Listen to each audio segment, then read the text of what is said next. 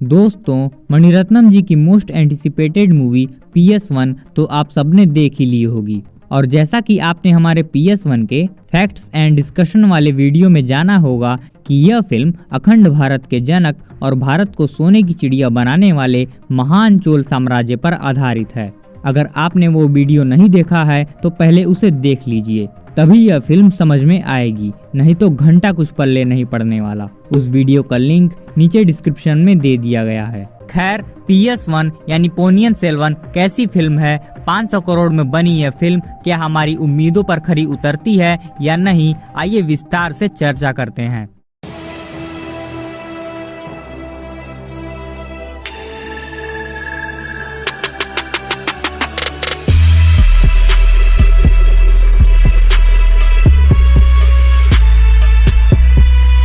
PS1 1955 की ऐतिहासिक drama Tamil लेखक कल्कि के सबसे फेमस नॉवेल पोनियन सेल्वन पर आधारित है। पोनियन सेल्वन का मतलब है सन ऑफ पोन्नी। प्राचीन तमिल साहित्य में कावेरी नदी को ही पोन्नी कहा गया है। फिल्म की कहानी की शुरुआत अजय देवगन के वॉइस ओवर के साथ होती है, जहां हम देखते हैं कि चोल साम्राज्य के शासन में आसमान में एक धूमकेतु यानी कॉमेट दिखाई देता है। पंडित और ज्योतिषाचार्य यह भविष्यवाणी करते हैं कि एक बहुत बड़ी अनहोनी होने वाली है। सुंदर चोल एक पराक्रमी चोल सम्राट हैं, जिनसे कोई नहीं जीत पाता है। उन्होंने राष्ट्रकूट, पल्लव और पांड्या जैसे वीर राजवंश को हराकर अपने चोल राजवंश को विश्व प्रसिद्ध बना दिया है। चीन का शांग राजवंश भी उनकी इस बहादुरी का लोहा मानता है। उनके 2 बेटे हैं, आदित्य करिकालन और अरुलमोली वर्मन। यहाँ अरुलमोली वर्मन को ही पोनियन सेल्वन कहा गया है। सुंदर चोल के बीमार होने के बाद आदित्य को राजा बना दिया जाता है। राष्ट्रकूटों को युद्ध में हराने के बाद आदित्य को यह खबर मिलती है कि साम्राज्य में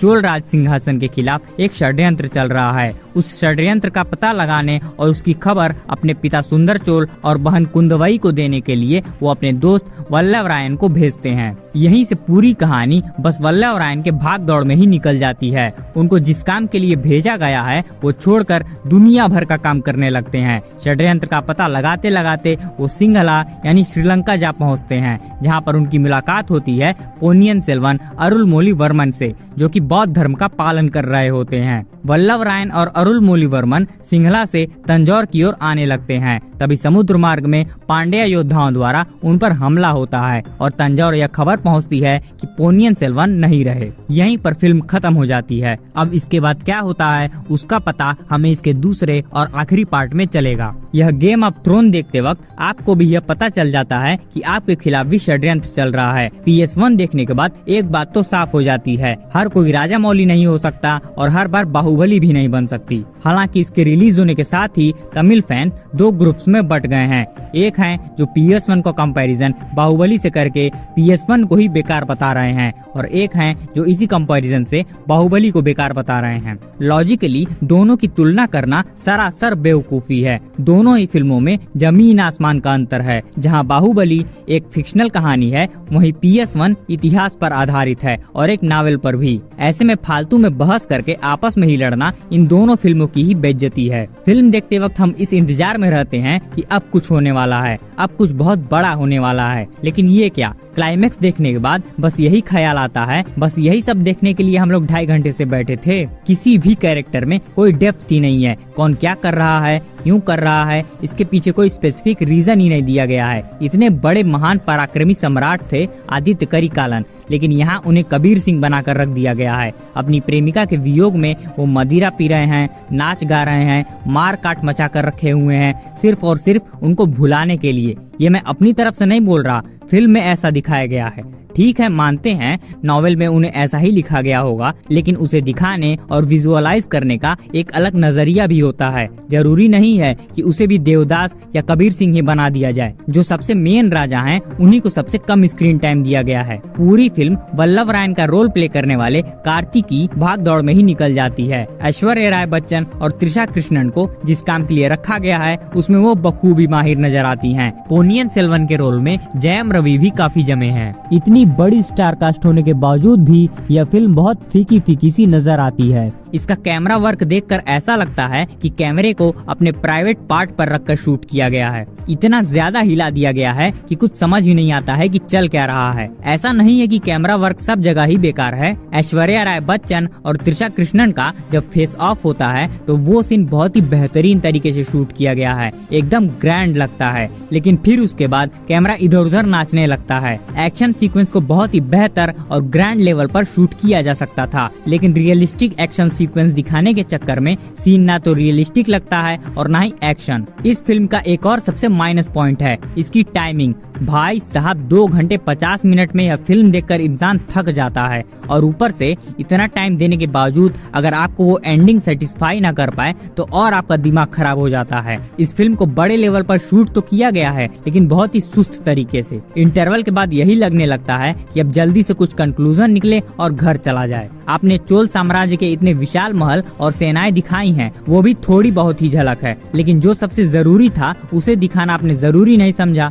चोल राजवंश की विरासत जैसे भारत का प्रसिद्ध मंदिर तंजावुर मंदिर, बृहदेश्वर मंदिर, राजराजेश्वर मंदिर, गंगईकोट चोलपुरम मंदिर, इसमें से किसी का भी निर्माण कार्य दिखा सकते थे कि उस जमाने में इसे कैसे बनाया गया था, कितना संघर्ष किया गया था, या फिर चोलों की नाट्य कला, शिल्प शैली, कांस्य मूर्ति कलाएं और सबसे महत्वपूर्ण भगवान शिव की नटराज मूर्ति के निर्माण के बारे में भी काफी कुछ दिखा सकते थे। चियान विक्रम ने जब अपने इंटरव्यू में इसके बारे में बताया था तो हमें लगा कि इसके बारे में फिल्म में और विस्तार से बताया गया होगा, लेकिन यहाँ फालतू की भाग दौड़ में सारा समय बर्बाद कर दिया गया है। अरे भैया, नॉवेल को अडैप्ट करने का ये मतलब नहीं है कि जो लिखा है वही छाप दिए। उसमें अपना भी दिमाग लगाना होता है, उसे विजुअलाइज करना होता है। सच कहूँ तो मणिरत्नम जी की कोई भी मूवी आज तक मुझे कुछ खास पसंद ही नहीं आई है, और ऐसा मुझे लग भी रहा था कि ये भी कुछ खास नहीं होने वाला है। ये बात हमें ट्रेलर देखकर ही पता चल गया था। AR रहमान का म्यूजिक इस फिल्म का सबसे सेटिस्फाइंग पॉइंट है। 1-2 जगह छोड़कर इसका हिंदी अडेप्टेशन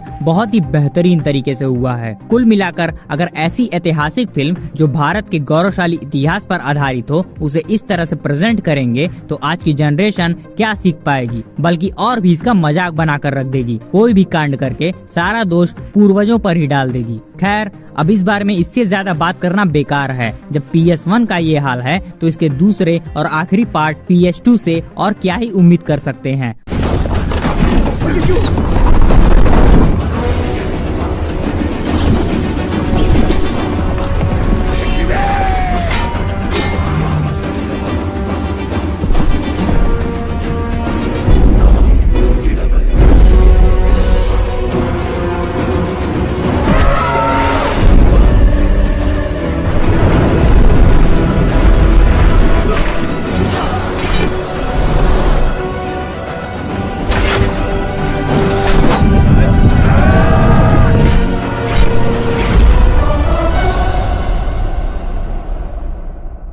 तो अगर आपने इस फिल्म को देख लिया है तो अपना एक्सपीरियंस हमसे कमेंट बॉक्स में शेयर कर सकते हैं, और इस वीडियो को like, comment, share and channel को भी सब्सक्राइब कर दीजिएगा। मिलते हैं नेक्स्ट वीडियो में। जय हिंद, वंदे मातरम।